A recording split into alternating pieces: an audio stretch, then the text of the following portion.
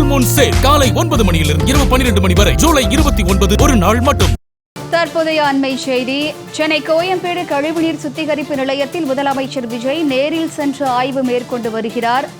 இது தொடர்பான கூடுதல் விவரங்களை செய்தியாளர் ஜெயலானி வழங்க கேட்கலாம். வணக்கம் ஜெயலானி, இது தொடர்பான முழு விவரங்கள். சென்னை கோயம்பேட்டில் செயல்பட்டு வரக்கூடிய 3ஆம் நிலை கழிவுநீர் சுத்திகரிப்பு நிலையத்தினை தமிழ்நாடு முதலமைச்சர் ஜோசப் விஜய் தற்போது ஆய்வு மேற்கொண்டு வருகிறார். குறிப்பாக தமிழ்நாடு முதலமைச்சர் ஜோசப் விஜய் பொறுப்பேற்றதற்கு முன்னாக தொடர்ச்சியாக குடிநீர் மற்றும் கழிவுநீர் வெளியேற்று வாரியங்களில் இருக்கக்கூடிய இந்த முக்கியமான ஆலைகளை ஆய்வு செய்வது என்பது வாடிக்கையாக வைத்திருக்கிறார். இதற்கு முன்பாக கடல்நீரை குடிநீராக்கும் திட்டம் நெம்மேலியில் இருக்கக்கூடிய அந்த இடத்தினை நேரில் சென்று ஆய்வு மேற்கொண்டு அந்த பணிகளை துரிதப்படுத்துவதற்கான உத்தரவுகளை அதிகாரிகளுக்கு பிறப்பித்திருந்தார். இந்த நிலையில தற்போது நாள் ஒன்றுக்கு 45 மில்லியன் லிட்டர் அளவிற்கு உற்பத்தி திறன் கொண்ட கழிவுநீர் சுத்திகரிப்பு ஆலையை முதலமைச்சர் ஜோசப் விஜய் தற்போது தலைமைச் செயலகத்திலிருந்து புறப்பட்டு வந்து நேரில் தற்போது ஆய்வு மேற்கொண்டு வருகிறார். குறிப்பாக கடந்த 2019ஆம் ஆண்டு சென்னையில உருவாக்கப்பட்ட இந்த 3ஆம் நிலை கழிவுநீர் சுத்திகரிப்பு ஆலையை பொறுத்தவரை 45 மில்லியன் லிட்டர் உற்பத்தி திறன் என்பது கொண்டிருக்கிறது.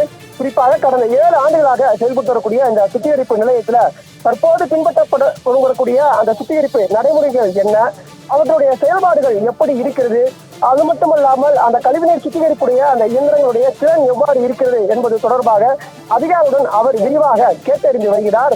தொடர்ச்சியாக தற்போது இருக்கக்கூடிய அந்த சுத்திகரிப்பு ஆலயத்துடைய நிலை மற்றும் செயல்பாடுகள் அவை எவ்வாறெல்லாம் மேம்படுத்தலாம், தற்போது இருக்கக்கூடிய நவீன தொழில்நுட்பங்களில் ஏதேனும் மாற்றங்கள் செய்ய வேண்டுமா என்பது குறித்து முக்கிய விவரங்களையும் முக்கிய ஆலோசனைகளையும் தற்போது குடிநீர் மற்றும் கழிவுநீர் வெளியேற்று வாரிய அதிகாரிகளிடம் கேட்டு வருகிறார். குறிப்பாக இந்த நிகழ்வுல சென்னை மாநகரின் நீர் தேவையை சமாளிக்க இத்தொழில்நுட்பம் மேலும் விரிவு செய்வதற்கான ஆய்வுகளும் மேலும் அது தொடர்பான தகவல்களையும் அதிகாரிகளுக்கு கேட்டு தெரிவித்துக் கொள்ள இருக்கிறதாகவும் நமக்கு தகவல் என்பது கிடைத்திருக்கிறது. குறிப்பாக முதலமைச்சர் ஜோசப் விஜய் வருகையை ஒட்டி கோயம்பேட்டில் இருக்கக்கூடிய அந்த சாலைகள் முழுவதுமாகவே 2 புறங்களிலும் பொதுமக்கள், குழந்தைகள், மாணவர்கள் என ஏராளமானவர்கள் திரண்டிருந்தார்கள். எனவே ஏற்கனவே முதலமைச்சர் ஜோசப் விஜய்க்கு Z+ பாதுகாப்பு கொடுக்கப்பட்டிருக்கக்கூடிய சூழ்நிலையில சாலையில 2 புறங்களிலுமே பேரிகேடுகள், தடுப்புகள் அமைக்கப்பட்டு காவல்துறையினர் பாதுகாப்பு பணியில ஈடுபட்டு வருகிறார்கள். சுமார் 100க்கும் மேற்பட்ட காவலர்கள் பாதுகாப்பு பணியில ஈடுபட்டு வருகிறார்கள். குறிப்பாக தலைமைச் செயலகத்திலிருந்து புறப்பட்ட முதலமைச்சர் ஜோசப் விஜய்க்கு வழிநெடுங்கிலும் ஏராளமான பொதுமக்கள் மற்றும் கழக தொண்டர்கள் என ஏராளமானவர்கள் தொடர்ச்சியாக அவர்களுக்கு வரவேற்பை கொடுத்தார்கள். தொடர்ச்சியாக காரில் அமர்ந்தபடி பொதுமக்களை பார்த்து கையசைத்தபடி புன்முகத்தோடு முதலமைச்சர் ஜோசப் விஜய் தற்போது கோயம்பேடில் இருக்கக்கூடிய அந்த 3ஆம் நிலை கழிவுநீர் சுத்திகரிப்பு நிலையத்திற்கு வருகை தந்து அது தொடர்பான ஆய்வுகளை மேற்கொண்டு வருகிறார். இந்த கழிவுநீர் சுத்திகரிப்பு நிலையம் என்பது மிகவும் முக்கியத்துவம் வாய்ந்ததாக பார்க்கப்படுகிறது. குறிப்பாக ஆண்டுக்கு சுமார் 13 மில்லியன் லிட்டர் அதிகமான நன்னீரை சேகரிக்க இந்த கழிவுநீர் சுத்திகரிப்பு நிலையம் என்பது உதவுகிறது. அது மட்டுமல்லாமல் சுத்திகரிக்கப்பட்ட கழிவுநீர்கள் ஆறுகள் மற்றும் குளங்களில் கலப்பாமல் இருப்பதன் காரணமாக நீர் மாசுபாடு என்பது தவிர்க்கப்படுகிறது. அது மட்டுமல்லாமல் தொழிற்சாலைகளுக்கு மறுசுழற்சி செய்யப்பட்ட அந்த நீர் வழங்கப்படுவதன் காரணமாக குடிநீர் வளங்கள், குறிப்பாக பொதுமக்களுக்கு தேவையான அந்த குடிநீர் ஒரு புறத்தில் வழங்க வேண்டியிருக்கிறது. அதே நேரத்தில் தொழிற்சாலைகள் உற்பத்தி திறனை மேம்படுத்துவதற்காக குடிநீர் வழங்கப்பட வேண்டியிருக்கிறது. இது போன்ற தொழில் நிறுவனங்களுக்கு தற்போது இதுபோன்று சுத்திகரிப்பு செய்யப்பட்ட மறுசுழற்சி செய்யப்பட்ட குடிநீர் வழங்குவதன் காரணமாக தொழில் மேம்படுத்துவதற்கும் குடிநீர் தேவையை சேகரித்து வைப்பதற்குமான ஒரு வழிவகையாக அமைந்து வருகிறது.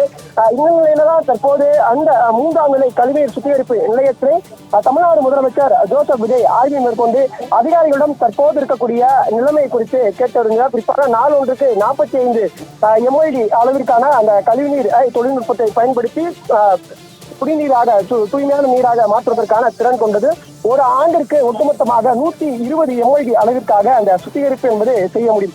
4 முறைகள்ல இங்க இருக்கக்கூடிய இந்த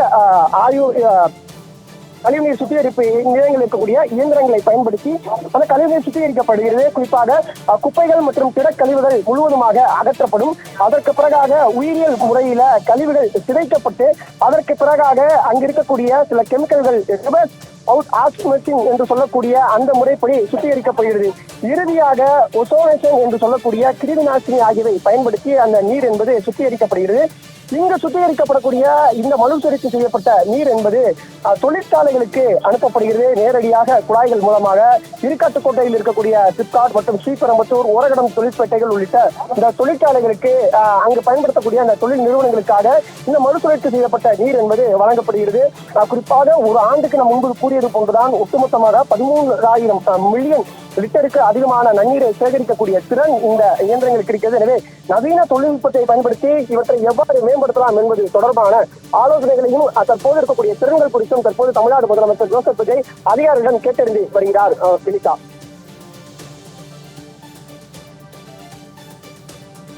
ஆய்வு தொடர்பான முழு விவரங்களுக்கு நன்றி ஜெயலானி.